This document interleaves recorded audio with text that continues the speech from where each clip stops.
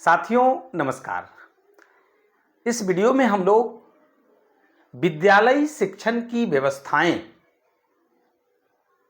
एवं इनसे जुड़ी हुई बातें कि किस प्रकार से कक्ष की प्रभावी व्यवस्था की जाती है, आकलन और मूल्यांकन में क्या अंतर है, यानी कि कुल मिलाकर के हम लोग कहें तो कक्ष के अंदर एक शिक्षक का क्या कर्तव्य है, किस तरह से हम प्रभावी अधिगम की व्यवस्था कर सकते हैं,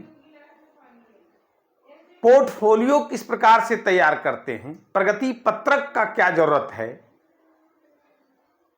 और इनसे जुड़ी हुई तमाम तरह की बातों से संबंधित प्रश्नों को हम लोग देखेंगे, सीखेंगे, रिवीजन करेंगे। तो आइए देखते हैं। आज का जो पहला प्रश्न है वह है कि एक सुव्यवस्थित कक्ष क्या कह रहा है कि एक सुव्यवस्थित कक्ष हेतु निम्न में से क्या महत्वपूर्ण है। कक्ष यानी कि क्लासरूम, तो शिक्षक को विषय ज्ञान, कक्षा के पूर्व की तैयारियां, कक्षा के दौरान बेहतर प्रस्तुतिकरण एवं प्रबंधन, उपरोक्त सभी। तो सही जो आंसर होगा वह होगा उपरोक्त सभी। कारण एक सुव्यवस्थित कक्ष के लिए शिक्षक को संबंधित विषय का ज्ञान होना जरूरी है। कक्षा के पूर्व की तैयारियां कि हमें कक्षा में क्या करना है, किस प्रकार से कार्य करना है, कौन सी गतिविधि किस टॉपिक से रिलेटेड होगा, उसका निर्धारण करना कि किस प्रकार से। देखिए, एक शिक्षक हमेशा छात्र होता है, विद्यार्थी होता है। कारण कोई भी शिक्षक बिना तैयारी के, बिना पढ़े पढ़ा नहीं सकता है प्रभावी तरीके से। इसलिए कक्षा के पूर्व की तैयारियां शब्द जो है बहुत ही इसका विशद अर्थ होता है कि हम शिक्षक किस प्रकार से एक्सप्रेस करेंगे, किस प्रकार से समझाएंगे, किस प्रकार से काम करेंगे, उसकी एक योजना बनाना है ना, लेसन प्लान बनाना है, पाठ टीका तैयार करना है। इन सब सारी बातों का जिक्र कक्षा के पूर्व की तैयारियों के अंतर्गत आता है। कक्षा के दौरान बेहतर प्रस्तुतिकरण, हम किस हाव भाव के साथ, हम किस तरीके से, हम कौन सा उदाहरण लेकर के, क्या टीएलएम लेकर के बच्चों के बीच प्रस्तुत करेंगे ताकि बच्चे आसानी से सीख सकें। और कक्ष के अंतर्गत प्रबंधन करना है, यानी कि बच्चों को बैठने की व्यवस्था किस प्रकार से बैठाएंगे, बैठने की व्यवस्था करेंगे ताकि हमारे बच्चे आसानी से उसको बोर्ड दिख जाए, चलने फिरने का जगह रहे। कक्षा के अंतर्गत एक टीएलएम कोना हो, कॉर्नर जिसको बोलते हैं टीएलएम कॉर्नर, वहां पे हम कुछ टीएलएम को रख सकें। तो ये सब बातें एक सुव्यवस्थित कक्ष हेतु महत्वपूर्ण है। तो आगे देखते हैं कि बच्चों के सर्वांगीण विकास के लिए, बच्चों के सर्वांगीण विकास, हर तरह का विकास, चाहे वो शारीरिक हो, मानसिक हो, सामाजिक हो, भावात्मक हो, सृजनात्मक हो, हर तरह का विकास के लिए शिक्षकों को केवल कक्ष के शैक्षणिक प्रक्रियाओं तक सीमित नहीं होना चाहिए, बल्कि निम्न में से क्या करना चाहिए। देखिए, हम शिक्षक समझ लेते हैं कि हमारा जिम्मेवारी सिर्फ कक्ष तक ही है, हमारा पाठ्य पुस्तक में जो या सिलेबस जो है उसको हम पूरा करवा दिए, हमारा काम खत्म है। ऐसा नहीं है।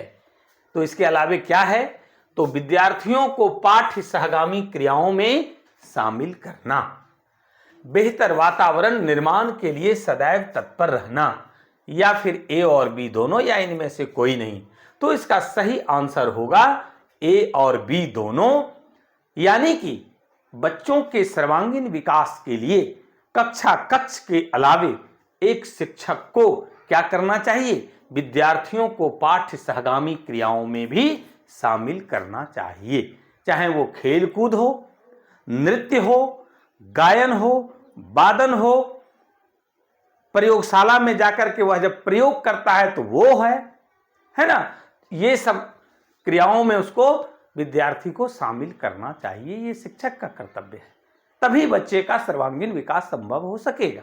इसके साथ साथ बेहतर वातावरण निर्माण के लिए तत्पर होना चाहिए, समावेशी शिक्षा की बात होनी चाहिए, सभी बच्चों को समान रूप से सम्मान देने की बात होनी चाहिए, प्यार देने की बात होनी चाहिए, भावनात्मक रूप से सभी बच्चों से समान रूप से जुड़ना चाहिए, तभी एक शिक्षक एक बच्चे का सर्वांगीण विकास कर सकता है। और जब बच्चा सर्वांगीण विकास होगा तो राष्ट्र निर्माण का कार्य होगा।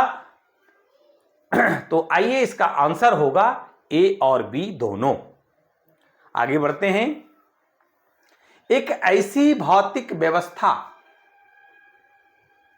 जहां अध्यापकों की सहायता से विद्यार्थियों द्वारा ज्ञान सृजन का कार्य किया जाता है, निम्न में से क्या कहलाता है? विद्यालय, कक्षा कक्ष, मैदान, इनमें से कोई नहीं। एक ऐसी भौतिक व्यवस्था जहां अध्यापकों की सहायता से, शिक्षकों की सहायता से, टीचर्स के मदद से स्टूडेंट विद्यार्थी द्वारा ज्ञान सृजन का काम किया जाता है, निम्न में से क्या कहलाता है? कक्षा कक्ष कहलाता है, क्लास रूम कहलाता है। और कक्षा कक्ष के अंतर्गत क्लासरूम के अंदर क्या होता है? शिक्षकों के मदद से विद्यार्थी ज्ञान अर्जन का कार्य करते हैं। आगे है कि राज, समाज और शिक्षा, ये पुस्तक का नाम है। क्या है? राज, समाज और शिक्षा। इस पुस्तक के लेखक निम्न में से कौन से हैं? प्रोफेसर कृष्ण कुमार, महात्मा गांधी, रविन्द्रनाथ टैगोर, इनमें से कोई नहीं। तो इसका सही आंसर होगा ए नंबर, यानी प्रोफेसर कृष्ण कुमार ने राज, समाज और शिक्षा नामक पुस्तक का विमोचन किया, लिखा।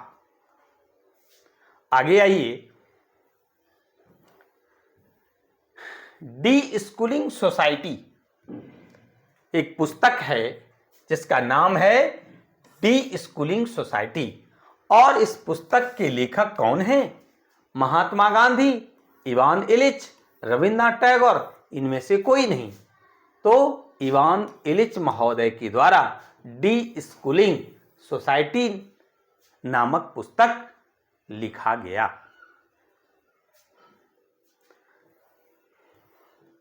अब एक बहुत सुंदर प्रश्न है कि सुमेलित करें। क्या है? सुमेलित करें श्री अरविंद आश्रम। इधर है बिहार, पांडिचेरी, और दूसरा है श्रमशाला। अब देखिए, 4 विकल्प दिया गया है। हमें यह जानना होगा कि श्री अरविंद आश्रम कहां है भारत में, बिहार में है या पांडिचेरी में है? श्रमशाला बिहार में है या पांडिचेरी में है? तो श्री अरविंद आश्रम कहां है? पांडिचेरी में है। और श्रमशाला कहां है? बिहार में है। इसलिए सही इसका जो आंसर होगा वो ए नंबर होगा। एक का देखिए बी लिखे हुए, यानी श्री अरविंद आश्रम पांडिचेरी में है, जबकि श्रमशाला बिहार में है। इसलिए सही आंसर होगा ए नंबर विकल्प। अब है कि शिक्षा एक पुरानी धारणा है। शिक्षा क्या है? एक पुरानी धारणा है, जिसका संदर्भ निम्न में से क्या है? सामाजिक जीवन, सभ्यता, ए और बी दोनों, या इनमें से कोई नहीं। तो सही आंसर होगा सी, यानी ए और बी दोनों। शिक्षा एक पुरानी धारणा है जिसका संदर्भ क्या है? सामाजिक जीवन और सभ्यता है। चलिए आगे बढ़ते हैं कि शिक्षा पर कक्षा व्यवस्था के प्रभाव, शिक्षा पर कक्षा व्यवस्था के प्रभाव का अध्ययन करने की दृष्टि से यदि एक स्कूल संदर्भ चुना जाए तो कक्षा का अस्तित्व निम्न में से किस रूप में दिखाई देता है?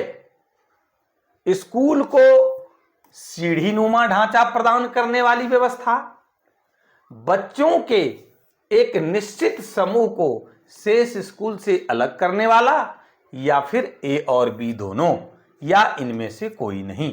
तो सही आंसर होगा सी नंबर। कारण शिक्षा पर कक्षा व्यवस्था के प्रभाव का अध्ययन करने की दृष्टि से यदि एक स्कूल संदर्भ चुना जाए तो कक्षा का अस्तित्व स्कूल को सीढ़ीनुमा ढांचा प्रदान करने वाली व्यवस्था है। कहिए कैसे? देखिए,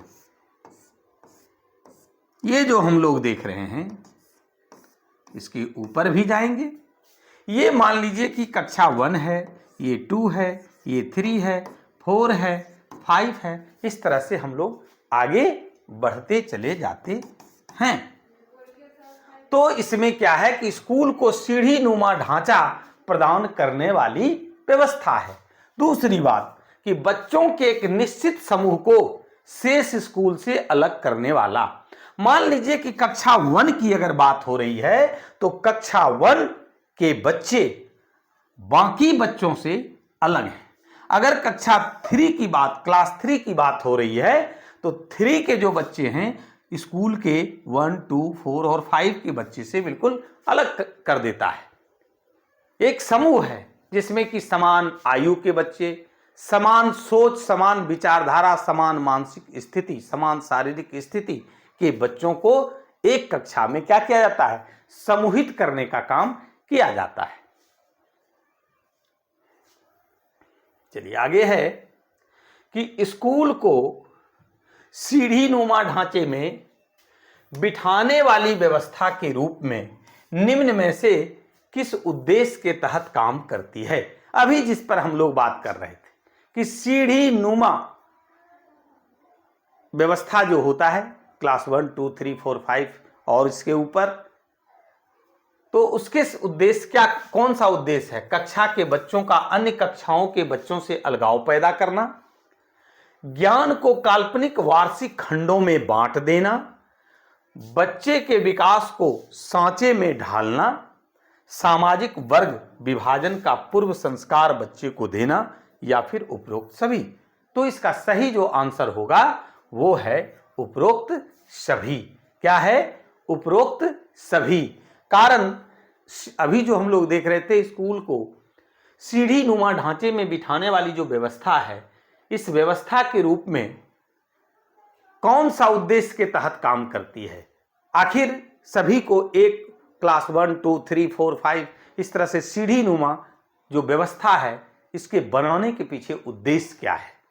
तो इसका उद्देश्य कक्षा के बच्चों को अन्य कक्षाओं के बच्चों से अलगाव पैदा करना, ताकि बच्चे एक समूह में रहें और एक निर्धारित जो उसके मानसिक स्थिति को देखते हुए यह तय किया जाता है कि उस उम्र के बच्चे को ये चीज सिखाया जा सकता है, बताया जा सकता है।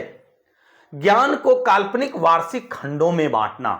कक्षा क्या होता है? एक एक वर्ष का होता है कि एक वर्ष में क्लास 1, फिर अगला क्लास 2, क्लास 3, क्लास 4, और उसमें क्या होता है? काल्पनिक वार्षिक खंडों में बांटा जाता है। किसको? ज्ञान को। 1 में जो सीखा फिर उससे कुछ ऊपर 2 में सीखेगा, फिर 3 में सीखेगा, और इस तरह से वो ऊपर चलता चला जाएगा। इसके बाद है सामाजिक वर्ग विभाजन का पूर्व संस्कार बच्चे को देना। यह भी उद्देश्य है। तो सही आंसर होगा उपरोक्त सभी। आगे बढ़ते हैं कि पारंपरिक कक्षाएं, जो पारंपरिक कक्षा किसको कहेंगे? जो पहले चला करता था, जिसमें कि हम लोग भी शिक्षा ग्रहण किए हैं। कौन सी कक्षा में? पारंपरिक कक्षा में। तो पारंपरिक कक्षाएं मूल रूप से निम्न में से क्या होती थी? बाल केंद्रित, शिक्षक केंद्रित, पुस्तक केंद्रित, इनमें से कोई नहीं।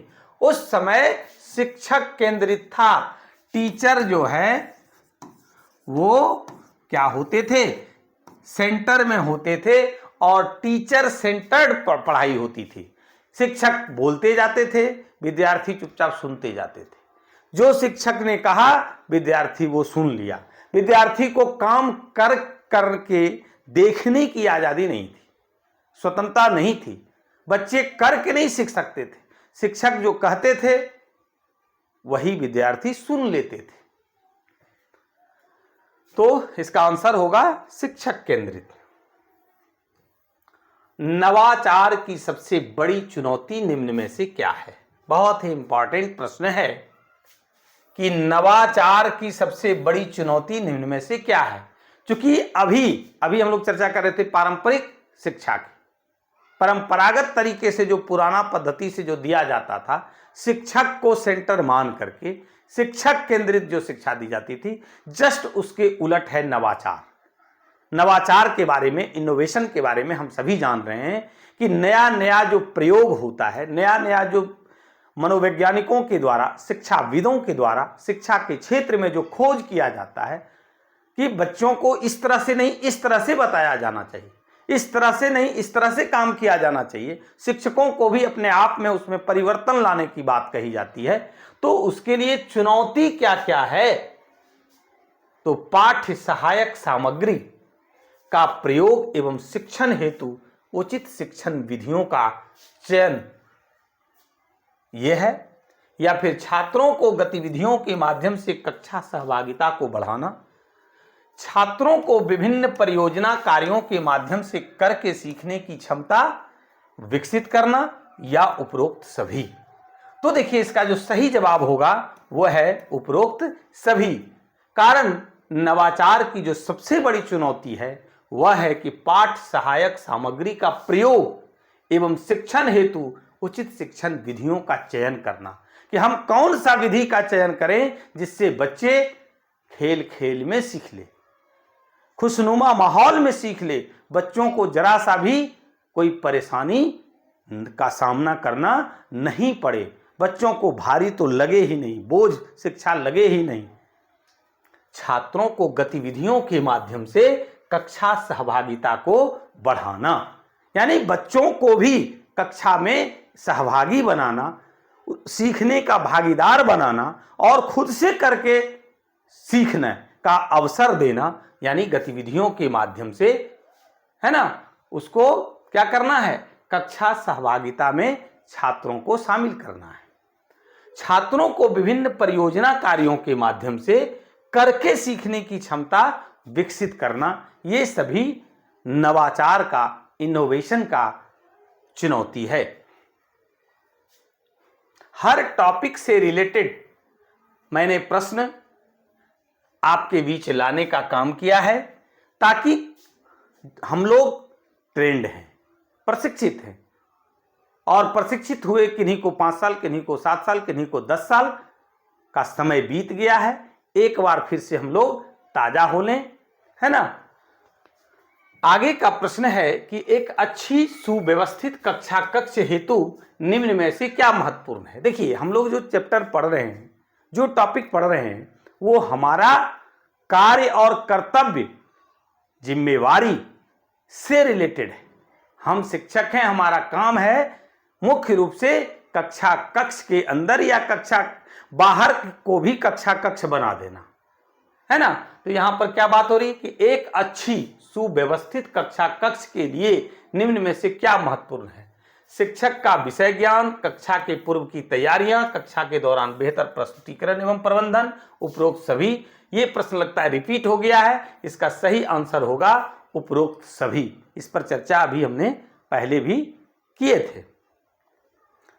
आगे है कि कक्षा प्रबंधन हेतु, क्या है कि कक्षा प्रबंधन हेतु शिक्षक को निम्न में से किस बिंदु पर ध्यान देना चाहिए? मानव संसाधनों का प्रबंधन और भौतिक संसाधनों का प्रबंधन, या ए और बी दोनों, या इनमें से कोई नहीं। सही आंसर होगा ए और बी दोनों।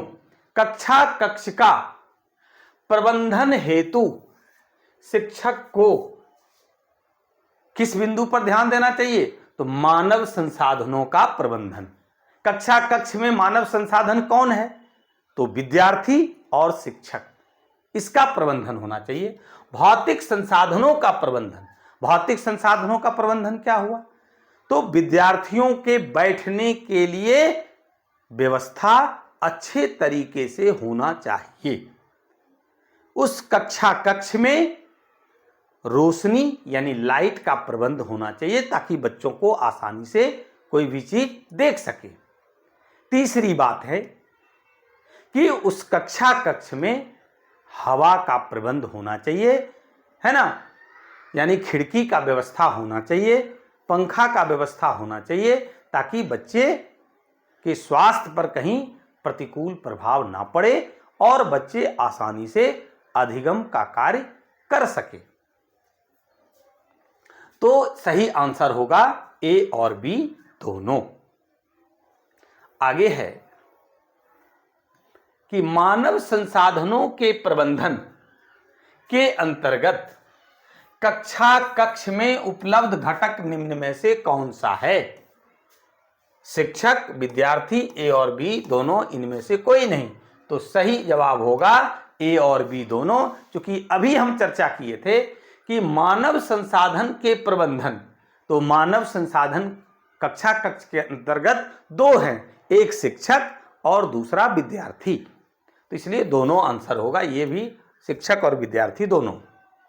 चलिए आगे बढ़ते हैं कि अनुशासित कक्षा क्या है? कि अनुशासित कक्षा सफल कक्षा प्रबंधन की एक महत्वपूर्ण कड़ी है, परंतु कक्षा में किस प्रकार का अनुशासन होना चाहिए? स्व अनुशासन, आरोपित अनुशासन, दोनों, या फिर इनमें से कोई नहीं? हम शिक्षक परेशान रहते हैं कक्षा कक्ष के अंतर अनुशासन बनाए रखने में, डिसिप्लिन फॉलो करवाने में। अब वो डिसिप्लिन कैसा होना चाहिए? स्व अनुशासन होना चाहिए या आरोपित अनुशासन होना चाहिए, या दोनों होना चाहिए, या इनमें से कोई नहीं? तो सही जो आंसर होगा वो है स्व अनुशासन। अगर बच्चे अपने से नियम बनावें और बच्चों को उस नियम बनाने का भागीदार अगर हम शिक्षक बना देते हैं तो बच्चा कभी अनुशासनहीनता का परिचय नहीं देगा। ये हम शिक्षकों का एक कुशल शिक्षक होने का परिचायक भी है कि हम एक शिक्षक हैं, कुशल शिक्षक हैं, और कक्षा कक्ष में गए और बच्चा अनुशासनहीनता का परिचय अगर दे रहा है और हमारा ज़्यादा समय अगर उसी को पालन करवाने में लग गया तो जो मुख्य उद्देश्य है वहाँ से तो हम भटक गए, उससे तो हम वंचित रह गए। इसलिए हमें स्व अनुशासन पर जोर देना है, आरोपित अनुशासन नहीं कि डंडा लिए 2 डंडा धर दिए या उसको डांट दिए तो बच्चा तो डर से शांत रह जाएगा, लेकिन वो सही नहीं है। आप ऐसा अनुशासन बनाइए और उस अनुशासन में या उस नियम में बच्चे को भी भागीदार बनाइए ताकि वह क्या करे, स्व अनुशासन की व्यवस्था और खुद से वो नियम का पालन करे, क्योंकि वो जो नियम बनाएगा तो निश्चित रूप से उसको पालन करने में भी वो बाध्य होगा। चलिए आगे आते हैं। आगे है कि भौतिक संसाधनों का प्रबंधन में अधिगम हेतु कौन से आवश्यक संसाधन हैं? क्या है? भौतिक संसाधनों का प्रबंधन में अधिगम हेतु कौन से आवश्यक संसाधन हैं? विद्यार्थी सुलभ सुविधाएं, शिक्षा तकनीकी के विभिन्न आयाम, ए और बी दोनों, इनमें से कोई नहीं। तो सही आंसर होगा ए और बी दोनों। कारण भौतिक संसाधनों का प्रबंधन में अधिगम हेतु विद्यार्थी सुलभ सुविधाएं होनी चाहिए।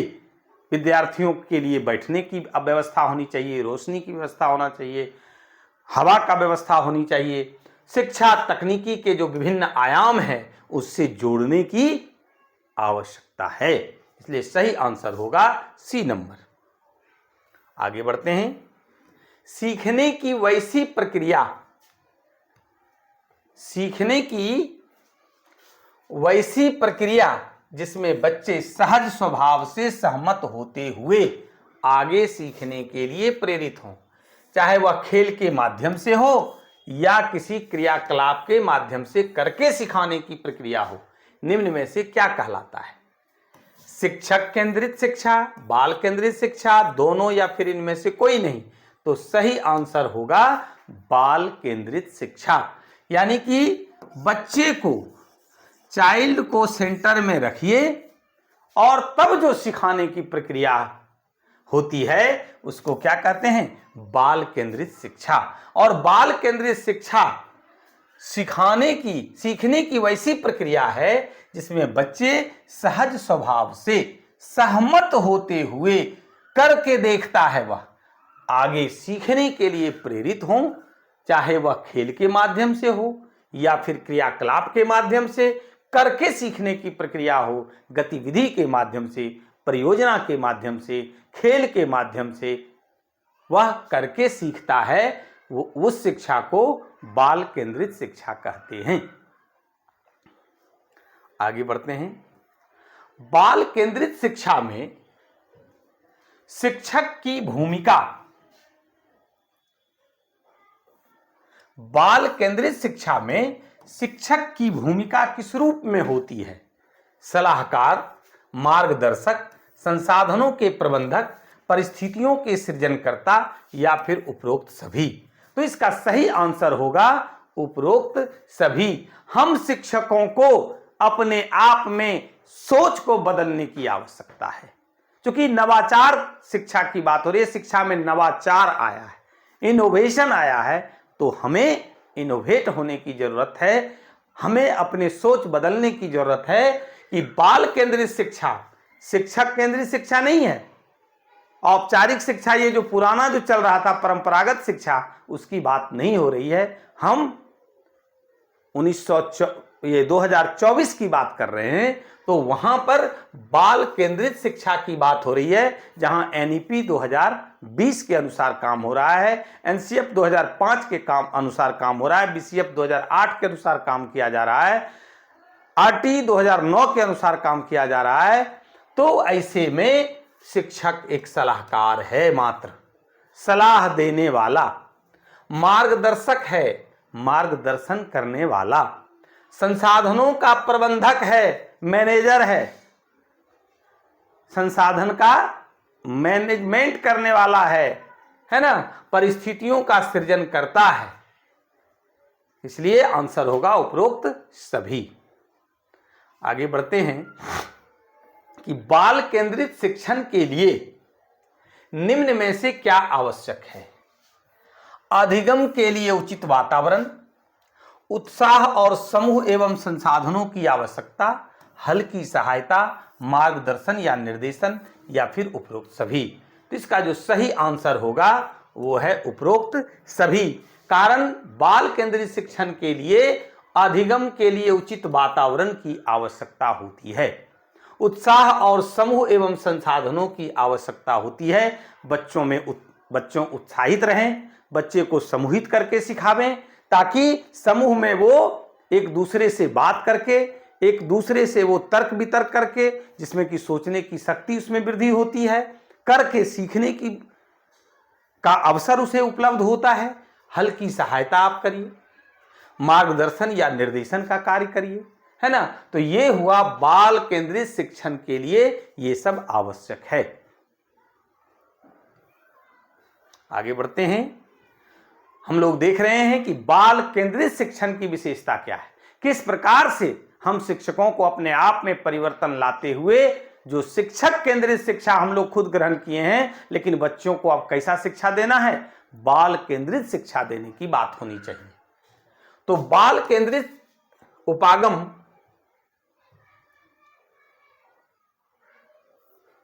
बाल केंद्रित उपागम की मान्यता निम्न में से कौन सा है? खेल या विमर्श के माध्यम से तथा गतिविधियों में बच्चों को सीखने में व्यस्त करके भी अधिगम संभव है। शिक्षक अधिगम का एकमात्र स्रोत नहीं है, बल्कि छात्र दूसरे छात्रों से अंतःक्रिया करके भी सीखते हैं। अवधारणाओं का पूर्ण अधिगम तभी संभव है जब हम स्वयं करके सीखते हैं, या फिर उपरोक्त सभी। तो इसका सही आंसर होगा डी नंबर, यानी उपरोक्त सभी। बाल केंद्रित उपागम में की जो मान्यता है वह क्या है, जिसको हमें अभी अपना जो सोच है इसको बदलने की जरूरत है।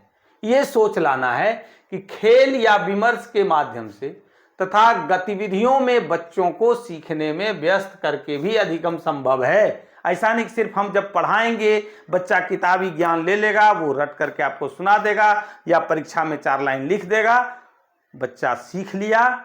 इस मान्यता को बदलने की आवश्यकता है। बच्चे जब खेलते हैं तब भी सीखते हैं, विमर्श करते हैं, आपस में बातचीत करते हैं, तब भी बच्चे सीखते हैं। शिक्षक अधिगम का एकमात्र स्रोत नहीं है, बल्कि छात्र दूसरे छात्रों से अंतःक्रिया करके भी, बातचीत करके भी सीखते हैं। अवधारणाओं का पूर्ण अधिगम तभी संभव है जब हम स्वयं करके सीखते हैं, यानी उपरोक्त सभी आंसर होगा। अब आगे बढ़ते हैं। लोकतांत्रिक स्वरूप प्रदान करने में क्या है अगला प्रश्न, कि लोकतांत्रिक स्वरूप प्रदान करने में निम्न में से किनके व्यवहार की भूमिका सबसे महत्वपूर्ण होती है?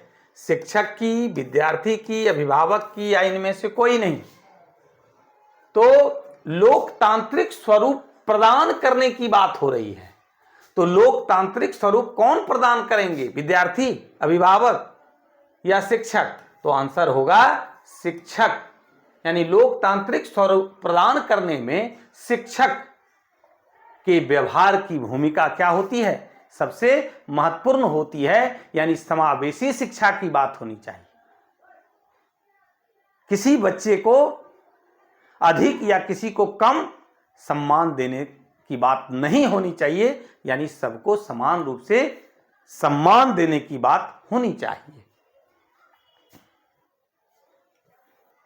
आगे है कि कक्षा कक्ष के संदर्भ में लोकतंत्र की अवधारणा, कक्षा कक्ष के संदर्भ में लोकतंत्र की अवधारणा को किस रूप में देखा जा सकता है?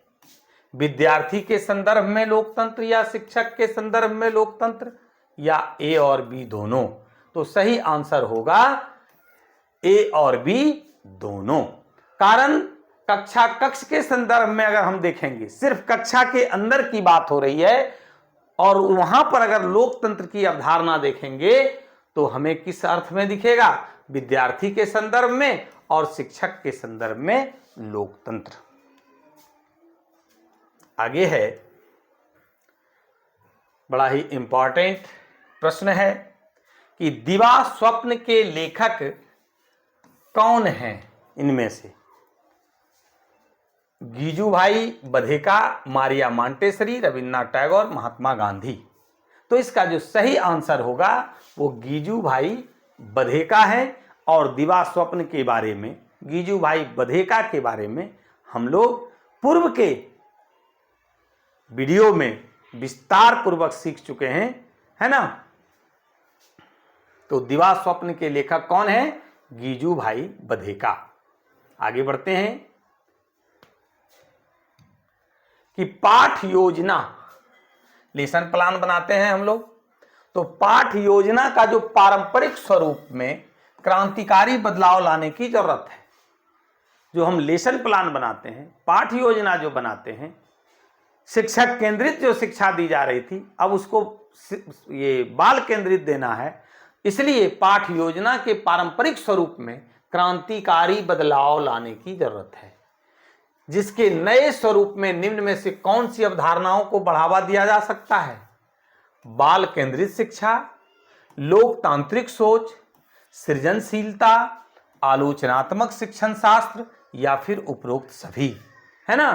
तो सही जवाब होगा उपरोक्त सभी। और यही अवधारणा को जो है बढ़ावा देने की जरूरत है, क्रांतिकारी बदलाव लाने की जरूरत है। क्या? बाल केंद्रित शिक्षा, यानी चाइल्ड को सेंटर में रखकर जो हम लोग शिक्षा देने की बात करते हैं, गतिविधि आधारित, खेल आधारित, परियोजना आधारित, यानी बच्चे करके देखें, उसको वो आज़ादी देनी चाहिए। उसके लिए वातावरण तैयार करना है, बच्चों को किसी प्रकार का कोई परेशानी ना हो। किताबी ज्ञान सिर्फ नहीं, बल्कि उसे व्यवहारिक ज्ञान और अपने दैनिक जीवन में भी वो चीज को वो करके सीखे और उससे वो जोड़े। लोकतांत्रिक सोच होनी चाहिए, सृजनशीलता है, यानी खुद से करके वो देखे। आलोचनात्मक शिक्षण शास्त्र, यानी कि आंसर होगा उपरोक्त सभी। आगे बढ़ते हैं। कक्षा में शिक्षक की जो भूमिका होती है वो किसकी होती है? मार्गदर्शक की, सृजनकर्ता की, सहयोगी या उपरोक्त तीनों? तो अभी इसके बारे में हम लोग पिछले प्रश्न में भी चर्चा किए थे और सही आंसर होगा उपरोक्त तीनों। क्योंकि कक्षा में शिक्षक की जो भूमिका होती है वो एक मार्गदर्शक की होती है, सृजनकर्ता की होती है और सहयोगी की होती है।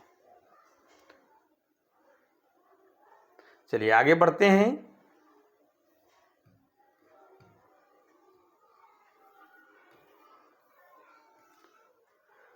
सीखने की योजना के निर्माण, पहले था पाठ योजना बनाना, अब उसके जगह पर बात हो रही है किस चीज का? सीखने की योजना बनाना है। पाठ योजना पुराना हो गया, अब है नई बातें हम लोगों को लाना है। सीखने की योजना के निर्माण के लिए एक शिक्षक को निम्न में से कौन सी बात को ध्यान में रखना चाहिए? क्योंकि पहले था पढ़ाना, शिक्षक का काम था पढ़ाना, अब शिक्षक का काम हो गया सिखाना, इसलिए पाठ योजना के जगह पर सिखाने की योजना पर बात हो रही है। तो इसके लिए शिक्षक को निम्न में से किस बात को ध्यान में रखने की जरूरत है?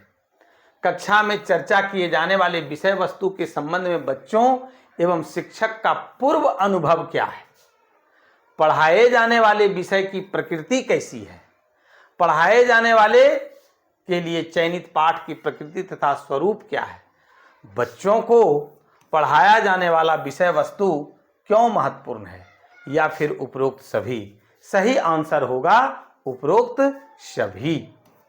यानी कि सीखने की योजना के निर्माण के लिए एक शिक्षक को ये सारी बातों का ध्यान रखना जरूरी है, आवश्यक है। कक्षा में चर्चा किए जाने वाले विषय वस्तु के संबंध में बच्चों एवं शिक्षक का पूर्व अनुभव क्या है? पढ़ाए जाने वाले विषय की प्रकृति कैसी है? पढ़ाए जाने के लिए चयनित जो पाठ है उसकी प्रकृति तथा स्वरूप क्या है? बच्चों को पढ़ाया जाने वाला विषय वस्तु क्यों महत्वपूर्ण है? यानी कि उपरोक्त सभी इसका आंसर होगा। आगे बढ़ते हैं कि शिक्षण अधिगम की प्रक्रिया में वैसी सभी गतिविधियां या क्रियाकलाप जो विषय शिक्षण के साथ साथ चलती रहती हैं, विद्यार्थियों के अधिगम को प्रत्यक्ष या अप्रत्यक्ष रूप से प्रभावित करती है, निम्न में से क्या कहलाती है? पाठ सहगामी क्रिया, पाठ योजना निर्माण, सीखने की योजना या इनमें से कोई नहीं? इसका सही आंसर होगा पाठ्य सहगामी क्रिया।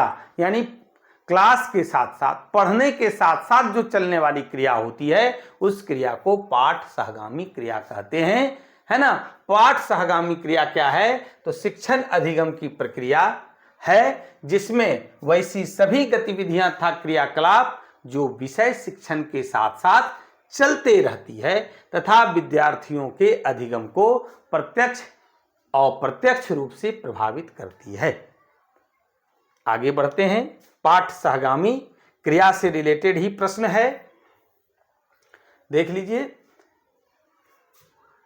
कि पाठ सहगामी क्रियाएं विद्यार्थियों के व्यक्तित्व विकास में क्या होता है, सहायक, उनकी छिपी हुई प्रतिभाओं को बाहर निकालने में, रुचियों को जानने आदि में उनके निम्न में से किस क्रिया में सहायक होती है। तो शैक्षणिक कार्य के संपूरक के रूप में, या फिर समाजीकरण के रूप में, या फिर दोनों, या इनमें से कोई नहीं। तो सही आंसर होगा शैक्षणिक कार्य के संपूरक और समाजीकरण दोनों में, यानी ए और बी दोनों इसका सही आंसर होगा। चलिए और बढ़ते हैं आगे कि पाठ सहगामी क्रियाएं विद्यार्थियों के निम्न में से कौन से विकास में सहायक होती है। शारीरिक विकास तथा मांसपेशी संबंधी विकास, साहित्यिक विकास तथा सांस्कृतिक विकास, नागरिकता विकास तथा सामाजिक विकास, मनोवैज्ञानिक विकास तथा सौंदर्यात्मक विकास, या फिर उपरोक्त सभी। देखिए सही आंसर होगा उपरोक्त सभी। कारण पाठ्य सहगामी क्रियाएं, और अभी इसको हम लोग क्लियर करेंगे, पाठ्य सहगामी क्रियाएं विद्यार्थियों के हर तरह के जो विकास है, चाहे वो शारीरिक विकास हो, मांसपेशी संबंधी विकास हो, साहित्यिक विकास हो, सांस्कृतिक विकास हो, नागरिकता विकास हो, सामाजिक विकास हो, मनोवैज्ञानिक विकास और सौंदर्यात्मक विकास, सभी प्रकार के विकास में ये सहायक होती है पाठ सहगामी क्रियाएं, जो कि कक्षा कक्ष के साथ साथ जो चलती है। अब देखिए कि विद्यालय में पाठ सहगामी देख लीजिएगा, सहगामी क्रियाओं के आयोजन हेतु निम्न में से किस बिंदु पर ध्यान रखने की आवश्यकता है।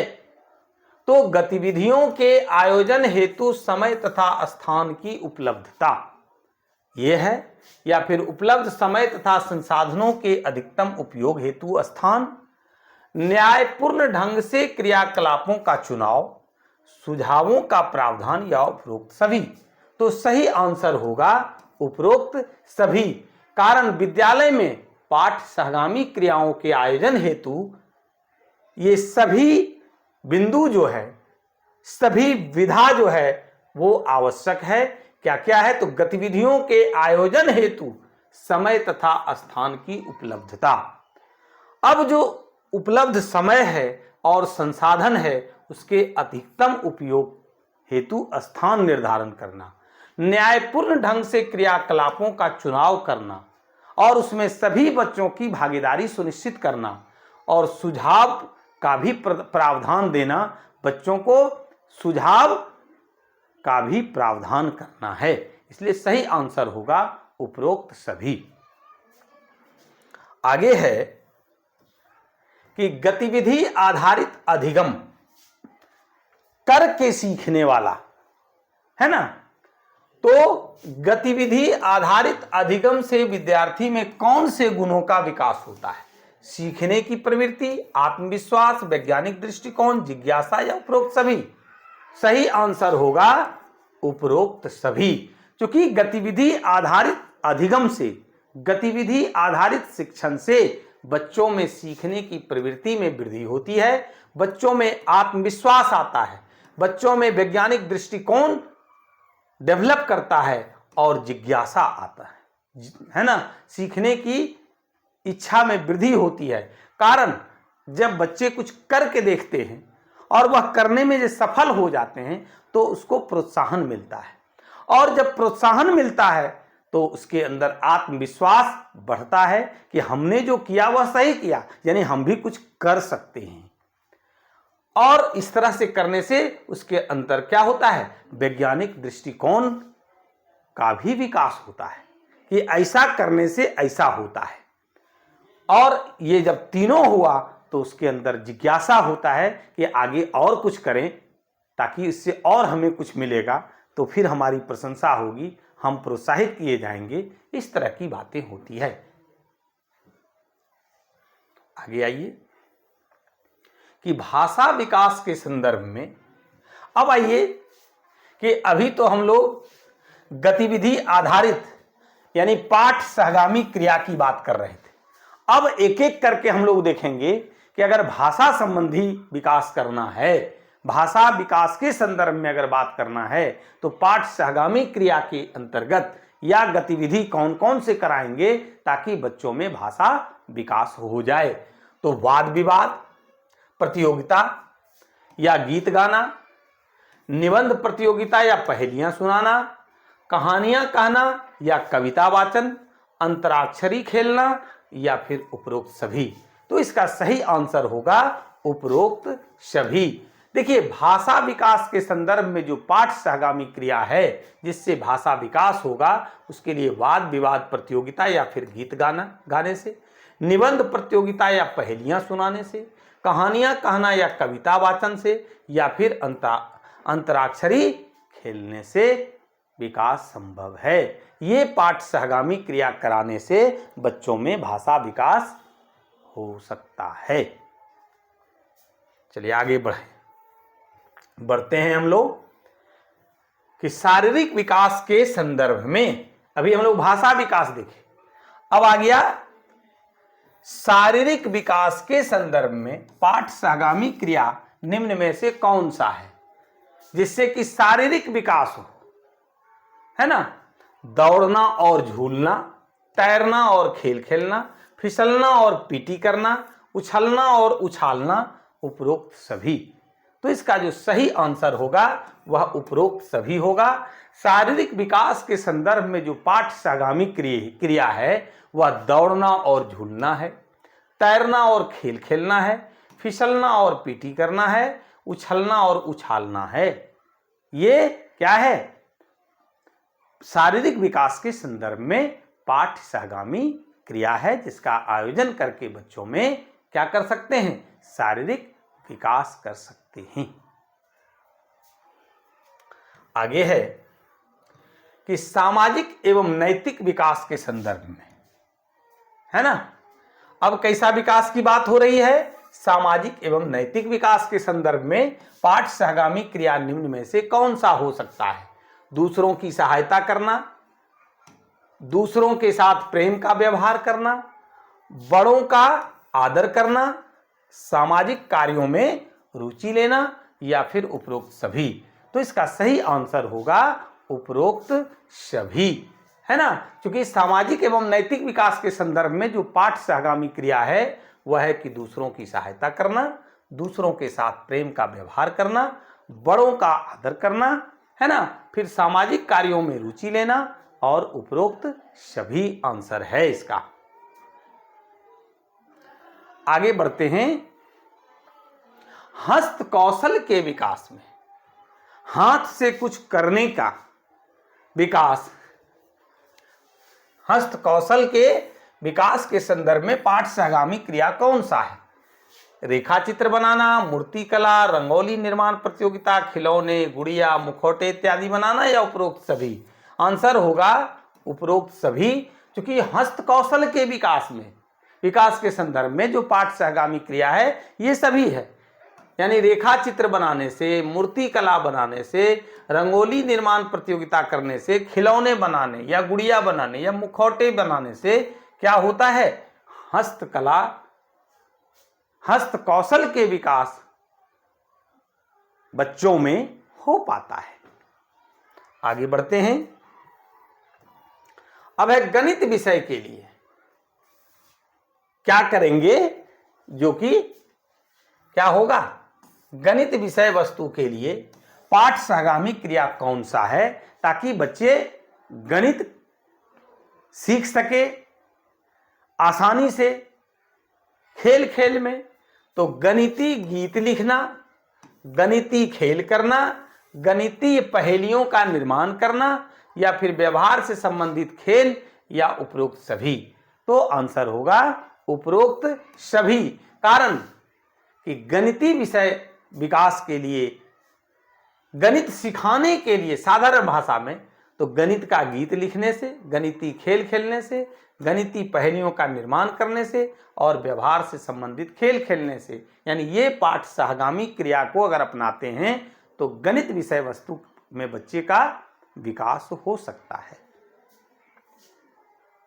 आगे है विज्ञान से संबंधित, पर्यावरण से संबंधित पाठ सहगामी क्रिया निम्न में से कौन सा है जिसके माध्यम से बच्चों में विज्ञान विषय की अवधारणा को ला सकते हैं। परिवेश को अवलोकित करते हुए विभिन्न तथ्यों की सूची बनाना, शैक्षणिक भ्रमण, कक्षा स्तर पर छोटे छोटे प्रयोग करना या फिर उपरोक्त सभी। तो इसका सही आंसर होगा उपरोक्त सभी, कि विज्ञान से संबंधित जो पाठ है उसके लिए सहगामी क्रिया परिवेश को अवलोकित करते हुए, अपने आस पड़ोस को देखते हुए, उसका अवलोकन करते हुए विभिन्न तथ्यों की सूची बनवा सकते हैं। शैक्षणिक परिभ्रमण पर जब बच्चे जाते हैं तो पर्यावरण से जुड़ी हुई बातें, विज्ञान से संबंधित, विज्ञान से जुड़ी हुई बातों का बच्चे को अवलोकन करने में का मौका मिलता है। कक्षा स्तर पर छोटे छोटे अगर हम प्रयोग करके सिखावें तो उससे भी बच्चों में वैज्ञानिक दृष्टिकोण का विकास होगा, विज्ञान से संबंधित विषयों का ज्ञान होगा। आगे बढ़ते हैं। सृजनशीलता, कुछ करके सीखने का जो कला है ना, सृजनशीलता या सृजनात्मकता कहते हैं। जैसे रद्दी कागज के टुकड़ों को गुलदस्ता बना देना, रद्दी कपड़ा, फटा पुराना कपड़ा से डोरमेट बना लेना, ये सब जो गुण का विकास अगर करना है तो उसके लिए पाठ सहगामी क्रिया निम्न में से क्या होता है? तो क्रमबद्ध करना, आरोही क्रम में करना, अवरोही क्रम में करना, कल्पना करना और वर्गीकरण करना, या उपरोक्त सभी, है ना। तो सही आंसर होगा उपरोक्त सभी। सृजनशीलता का अगर विकास करना है तो क्रमबद्ध करना, सिस्टमेटिकली, इसके बाद ये आएगा वो सिखाना। आरोही क्रम में करना, आरोही क्रम क्या है? छोटा से बड़ा का मतलब ये करना, इस तरह से ये करने के लिए सिखाना।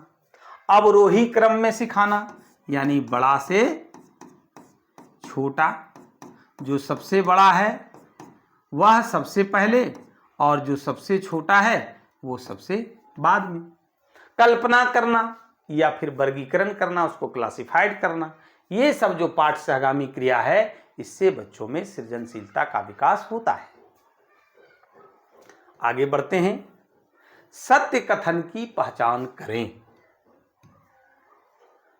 देखते हैं कौन सा कथन सत्य है। अनुपूरक शिक्षण की अवधारणा अति विस्तृत है। अब बात हो रही है अनुपूरक शिक्षण की, जहां प्रत्येक विद्यार्थी को उसकी क्षमता व आवश्यकता के अनुरूप अतिरिक्त ध्यान देना होता है। दूसरा है, अनुपूरक शिक्षण की प्रक्रिया में शिक्षक को समय समय पर संबंधित आवश्यक आंकड़े एकत्र करने होते हैं ताकि विद्यार्थी के विकास के विषय में वे आगे की योजना क्या करते हैं? बना सकते हैं। तीसरा है ए और बी दोनों या इनमें से कोई नहीं। तो देखिए इसका सही जो जवाब होगा वो सी नंबर होगा, यानी ए और बी दोनों होगा। कारण अनुपूरक शिक्षण के बारे में हम इसमें सीखेंगे कि आखिर अनुपूरक शिक्षण है क्या। तो अनुपूरक शिक्षण की जो अवधारणा है वो अति विस्तृत है, जहां प्रत्येक विद्यार्थी को उसकी क्षमता के हिसाब से और आवश्यकता के अनुरूप अतिरिक्त ध्यान देना होता है। अनुपूरक शिक्षण की जो प्रक्रिया है इसमें शिक्षक को समय समय पर संबंधित आवश्यक आंकड़े एकत्र करने होते हैं ताकि विद्यार्थी के विकास के विषय में वे आगे की योजना क्या करते हैं? बना सकते हैं।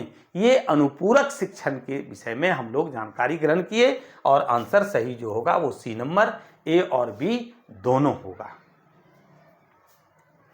आगे है कि कक्षा कक्ष की प्रमुख चुनौती निम्न में से क्या है? हम एक शिक्षक हैं, कक्षा कक्ष में हमें जाना है, बच्चों को सिखाना है। चाहे कैसे सिखाना है? बाल केंद्रित शिक्षा देना है, बच्चे को सेंटर में रख कर। तो उसके लिए प्रमुख चुनौती क्या है? अनुशासन, बहुकक्षी शिक्षण, समावेशी शिक्षण, संसाधनों की अनुपलब्धता या उपरोक्त सभी। तो इसका सही आंसर होगा उपरोक्त सभी।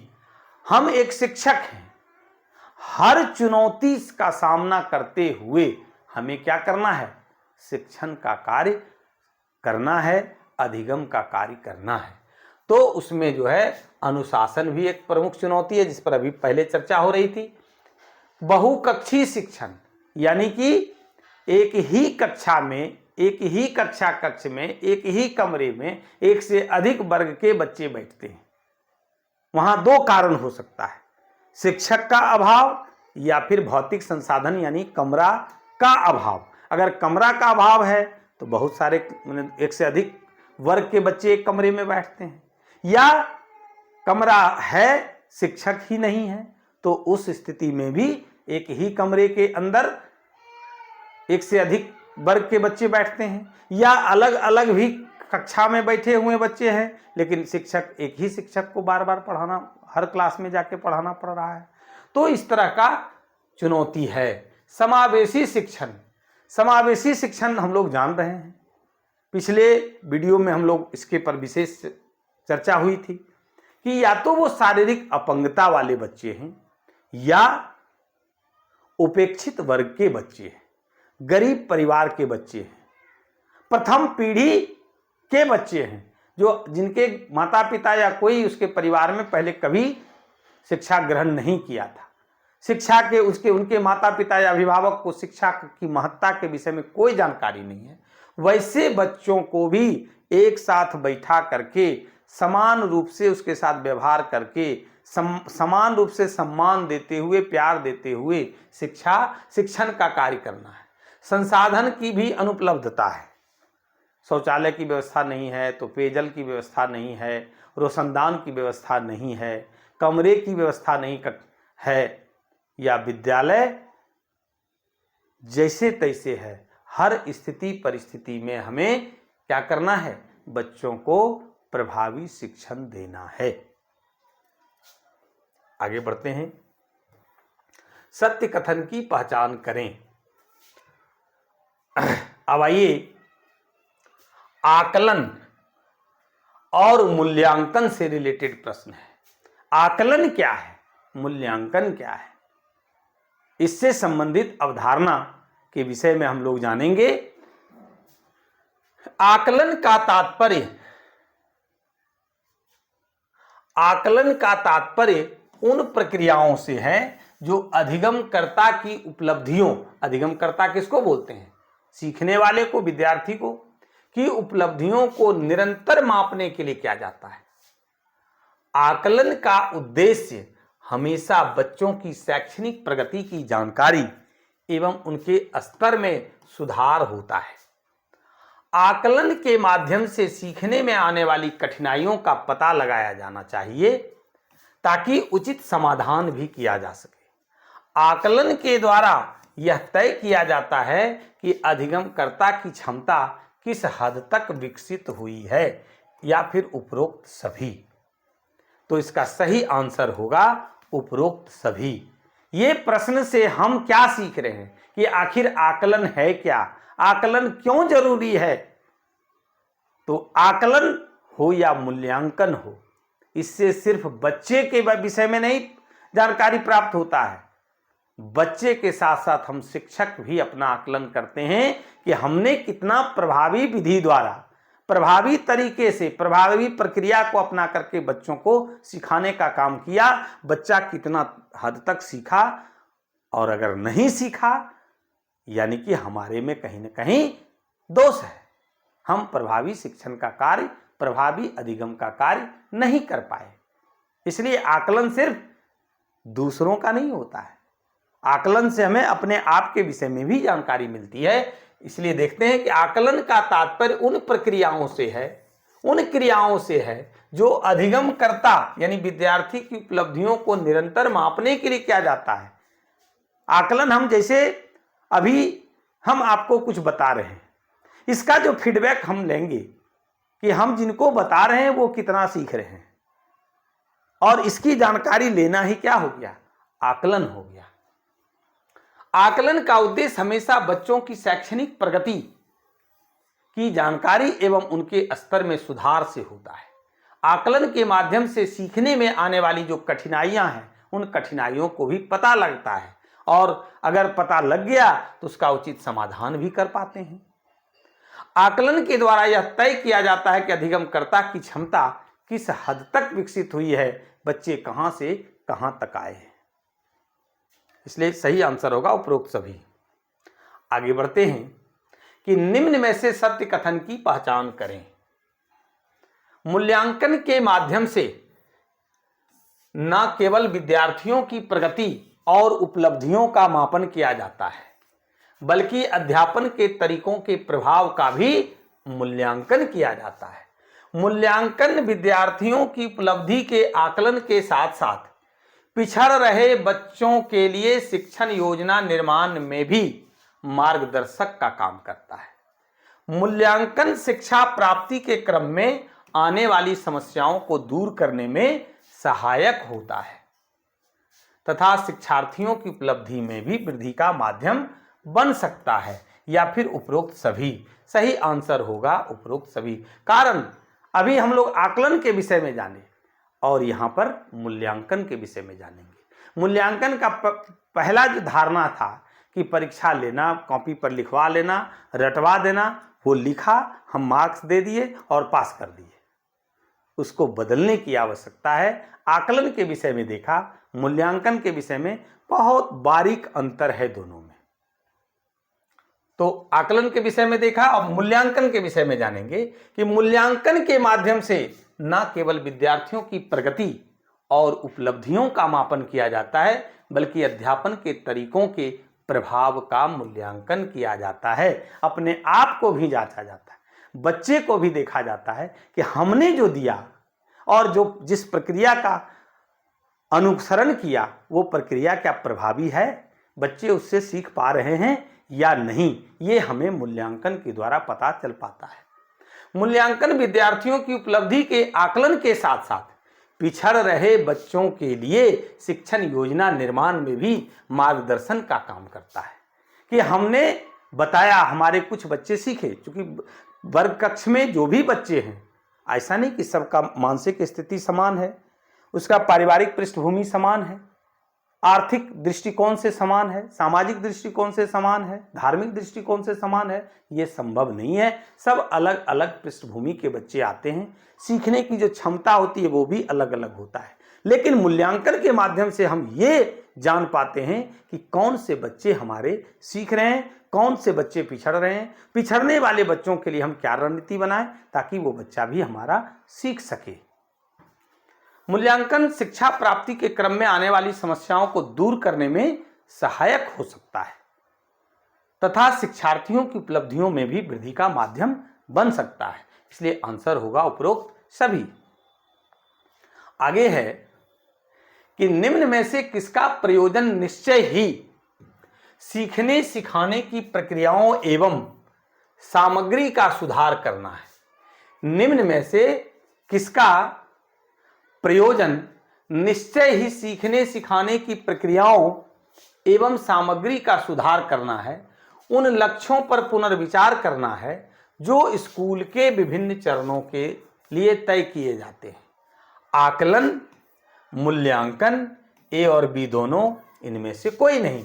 इसका जो सही आंसर होगा वह होगा आकलन। यानी निम्न में से आकलन के द्वारा सीखने सिखाने की प्रक्रियाओं एवं सामग्री का सुधार करना है और उन लक्ष्यों पर पुनर्विचार करना है जो स्कूल के विभिन्न चरणों के लिए तय किए जाते हैं। आगे है, मूल्यांकन के प्रकार निम्न में से कौन सा है? मूल्यांकन के प्रकार निम्न में से कौन सा है? रचनात्मक मूल्यांकन,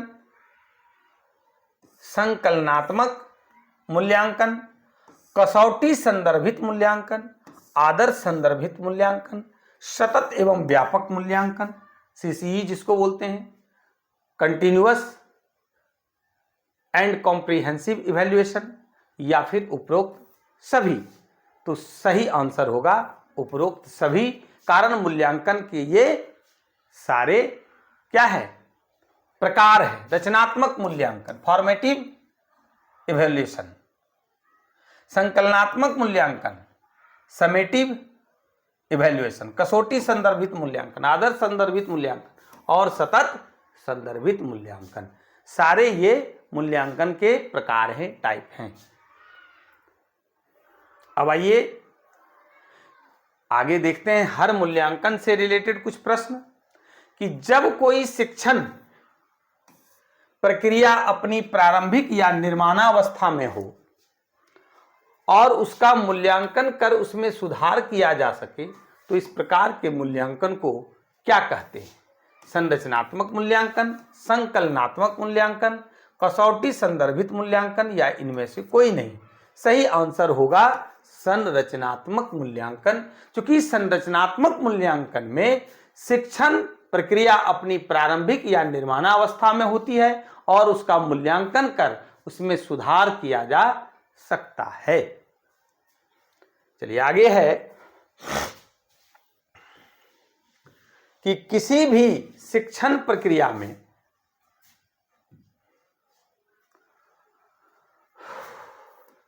किसी भी शिक्षण प्रक्रिया का जो मूल्यांकन जब उसकी प्रभावशीलता या गुणवत्ता, वांछनीयता या उपयोगिता को बढ़ाने के लिए किया जाता है तो वह क्या कहलाता है?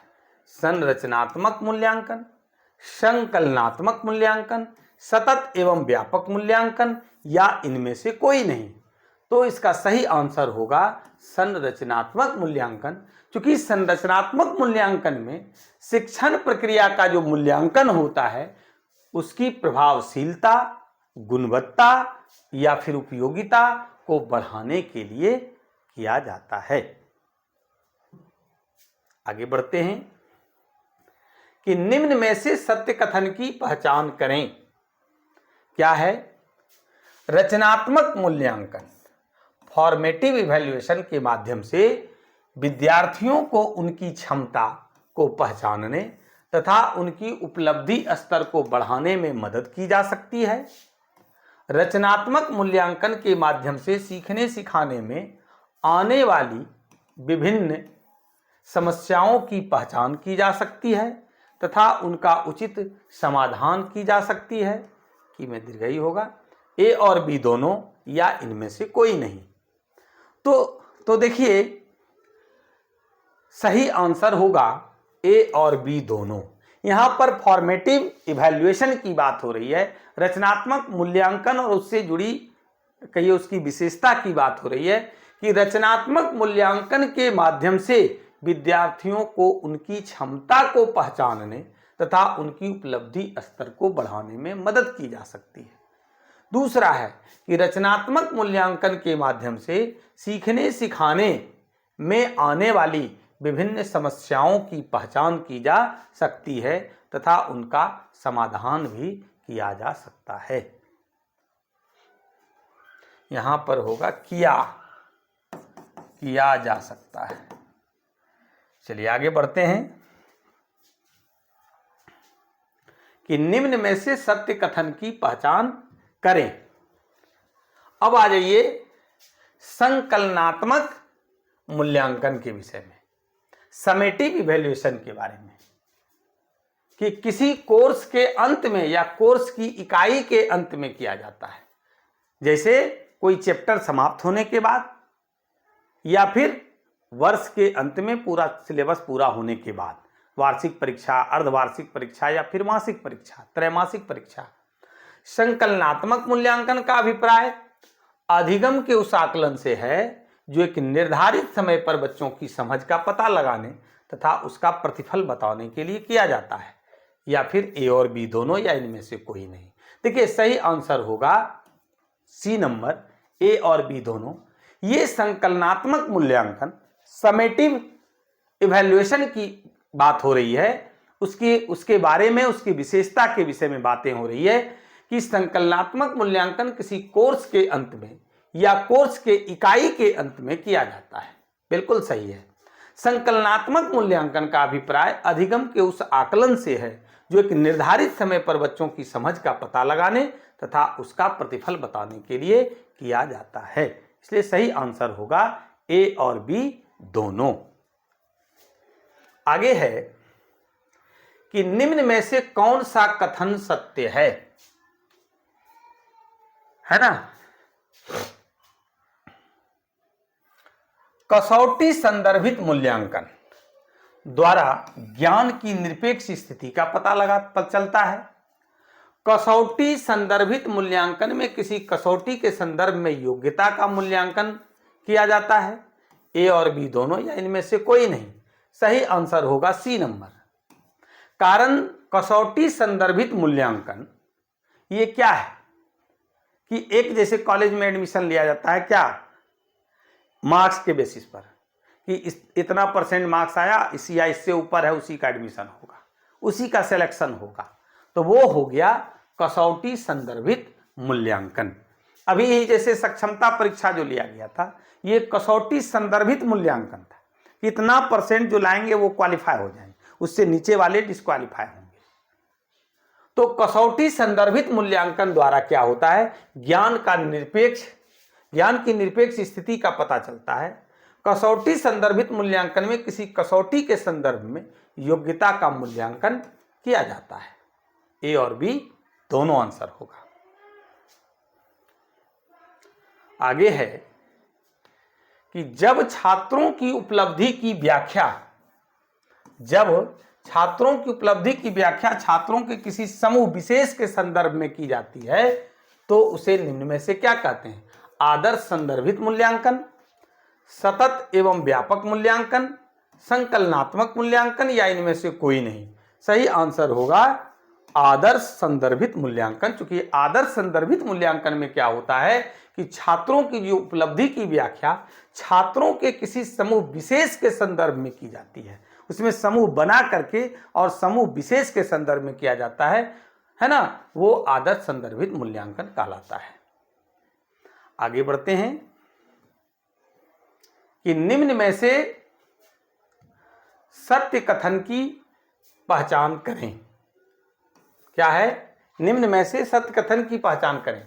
सतत एवं व्यापक मूल्यांकन का उद्देश्य विद्यालय में ऐसी शिक्षण प्रक्रिया के उपयोग से है जिसके द्वारा विद्यार्थियों का क्या हो, सर्वांगीण विकास किया जा सके, न कि सिर्फ शैक्षणिक विकास।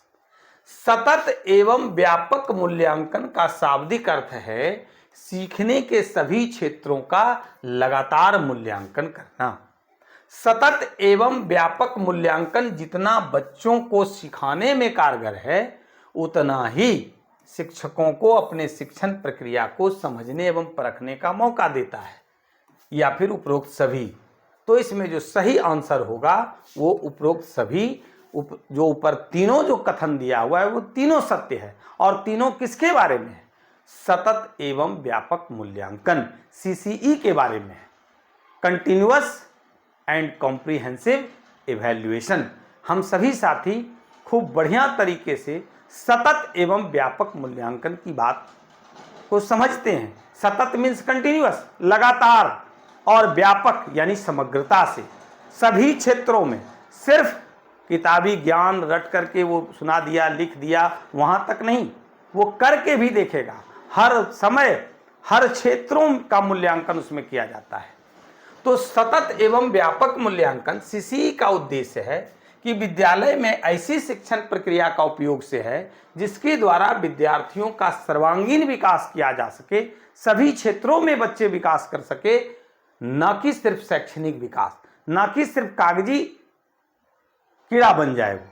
इसके साथ साथ बच्चे सभी क्षेत्रों में प्रगति करे।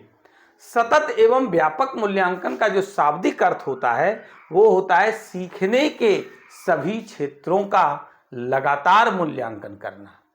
सतत एवं व्यापक मूल्यांकन जितना बच्चों को सिखाने में कारगर है उतना ही शिक्षकों को अपने प्रक्रिया को समझने और परखने का मौका भी देता है कि हम जो पढ़ाया, हम जो बताया, हमारा जो सिखाने का तरीका है वो कितना कारगर है, कितना सही है, या फिर वो इफेक्टिव नहीं है, प्रभावी नहीं है, ये भी हमें जानकारी देता है। इसलिए सही आंसर होगा उपरोक्त सभी। आगे बढ़ते हैं कि सतत एवं व्यापक मूल्यांकन करने से संबंधित विधा की पहचान करें। यानी कि सतत एवं व्यापक मूल्यांकन हम किस प्रकार से करेंगे। अभी तो हम लोग उसका विशेषता देखा कि सतत एवं व्यापक मूल्यांकन की विशेषताएं क्या है, लेकिन अब यहां हम लोग देखेंगे कि सतत एवं व्यापक मूल्यांकन करने से संबंधित विधा कौन कौन सा, कैसे करते हैं। तो शिक्षकों से औपचारिक एवं अनौपचारिक बातचीत कर माहौल बनाना, विद्यालय में बच्चों के लिए भयमुक्त वातावरण का निर्माण करना, यह जानना कि बच्चे कहां तक सीख चुके हैं, जहां से बच्चे सीखने का स्तर का पता चले कि बच्चे यहां से सीख रहे हैं, वहीं से अपनी योजना एवं रणनीति शुरू करना, या फिर उपरोक्त सभी। देखिए इसका जो सही आंसर होगा वो उपरोक्त सभी होगा। सतत एवं व्यापक मूल्यांकन से रिलेटेड जो विधा है उस पर बातें हो रही है। शिक्षकों से औपचारिक एवं अनौपचारिक बातचीत करके सबसे पहले माहौल बनाना है, विद्यालय में बच्चों के लिए भयमुक्त वातावरण का निर्माण करना है, बच्चे आसानी से शिक्षक से संपर्क साध सकते हैं, पूछ सकते हैं, है ना, बातें कर सकते हैं, खेल में भाग ले सकते हैं, गतिविधि में वो भाग ले सकता है। कारण इससे क्या होता है, उसमें वैज्ञानिक दृष्टिकोण का विकास होता है, कल्पना शक्ति का विकास होता है ना, बच्चे का चहुमुखी विकास होता है। यह जानना कि बच्चे कहां तक सीख चुके हैं, जहां से बच्चे के सीखने का स्तर का पता चलता है कि बच्चे यहां तक सीखे हैं, तो फिर उससे आगे वहीं से अपना योजना और रणनीति बनाना शुरू करना चाहिए। और इस तरह से करके हम सतत एवं व्यापक मूल्यांकन CC continuous and comprehensive evaluation बच्चे का कर सकते हैं, जिससे हम बच्चे का सर्वांगीण विकास करने में सक्षम हो पाएंगे। आइए आगे देखते हैं कि चाइल्ड पोर्टफोलियो बनाने से चाइल्ड पोर्टफोलियो में बच्चों से संबंधित सभी प्रकार की जानकारियों का संकलन होता है, जिसे देखकर बच्चे की निम्न में से कौन सी स्थिति का मूल्यांकन किया जा सकता है। सामाजिक स्थिति का, आर्थिक स्थिति का, शैक्षणिक स्थिति का और उपरोक्त तीनों। तो सही आंसर होगा उपरोक्त तीनों।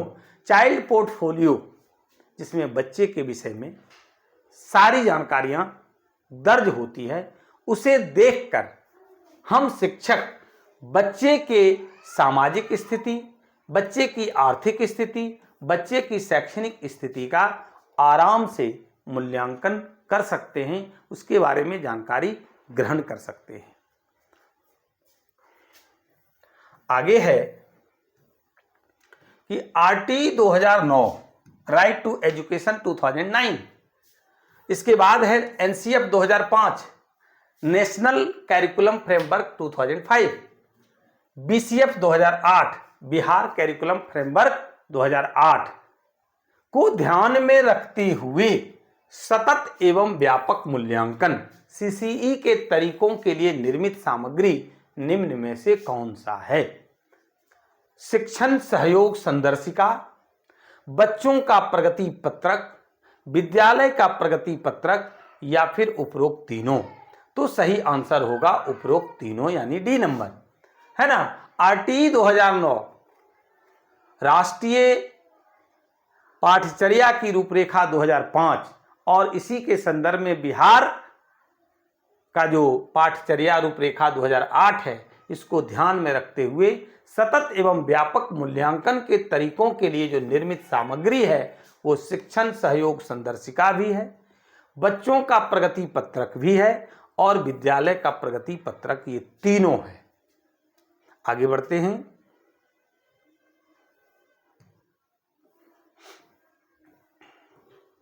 पहली बार राष्ट्रीय शिक्षा दिवस कब मनाया गया। पहली बार राष्ट्रीय शिक्षा दिवस कब मनाया गया? 11 नवंबर 2013, 13 नवंबर 2013, 11 नवंबर 2015, 13 नवंबर 2015। सही आंसर होगा 11 नवंबर 2015। ये राष्ट्रीय शिक्षा दिवस के उपलक्ष्य में क्या किया गया कि बहुत सारे विद्यालयों को वहां पर बुला करके और उन्हें सम्मानित किया गया कि उनका विद्यालय का में जो कार्य करने का तरीका, पढ़ाने का तरीका, किस प्रकार से बच्चों को प्रभावी शिक्षण दिया जा रहा है, उस पर यह चर्चा वहां पे किया गया था 11 दिसंबर 2013 को। चलिए आगे है कि प्रभावी शिक्षा के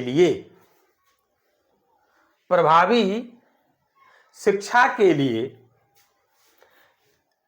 एक शिक्षक को निम्न में से किसका उचित ज्ञान होना आवश्यक है? बड़ा ही इंपॉर्टेंट प्रश्न है ये कि प्रभावी शिक्षा के लिए एक शिक्षक को किसका उचित ज्ञान होना चाहिए? शिक्षण कौशल का, कक्षा कक्ष प्रबंधन कौशल का, या फिर कक्षा कक्ष व्यवस्था का, या उपरोक्त तीनों का? तो सही आंसर होगा उपरोक्त तीनों। क्योंकि प्रभावी शिक्षा के लिए एक शिक्षक को क्या ज्ञान होना चाहिए? तो सबसे पहले शिक्षण कौशल की हम किस प्रकार से बच्चों को प्रभावी रूप से शिक्षा दे सकें, सिखा सकें, अधिगम का कार्य कर सकें।